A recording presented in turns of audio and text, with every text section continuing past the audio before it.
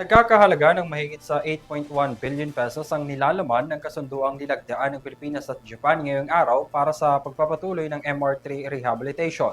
Sa susunod na 3 taon, target na matapos ang proyekto na malaki ang may tutulong sa mga pasahero lalo na pagdating sa mga ligtas at maayos na biyahe ng mga tren. Nagbabalik si Alvin Pelobello para sa balita.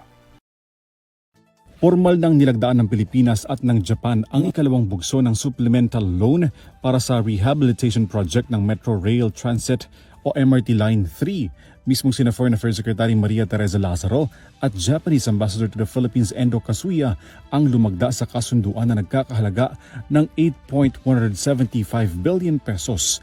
Target daw matapos ang naturang rehabilitasyon sa 2029. Sinaksihan ng mga kinatawan ng MRT, Land Transportation Office at Japan International Coordinating Agency ang seremonya.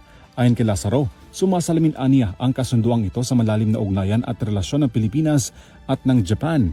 Layon daw ng rehabilitasyon na maibalik ang ligtas na anyo ng MRT-3 na mahalaga ang papel para sa mga commuters. Naitala nung nakarang taon ang 141 million na mga pasaherong naserbisyuhan ng MRT-3, ang pinakamataas sa nakalipas na mga dekada. Urban mobility remains one of the most pressing challenges faced by our rapidly growing cities. In Metro Manila, the MRT-3 line plays a crucial role. I'd like to express my heartfelt gratitude to all those involved for their hard work and dedication. As always, it is an honor to be an important partner of the Philippine government in providing a more comfortable life for the Filipinos.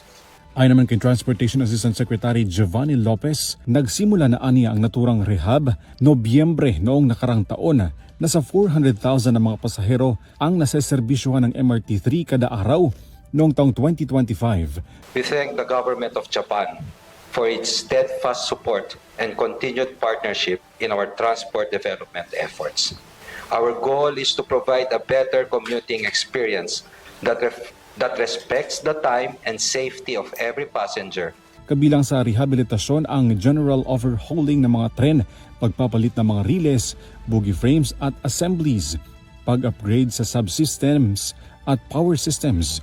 Taong 2023, noong unang nilagdaan ng Pilipinas at ng Japan ang unang bahagi ng supplemental loan para sa Phase 2 ng rehabilitasyon ng MRT-3 na nagkakahalaga ng 6.9 billion pesos.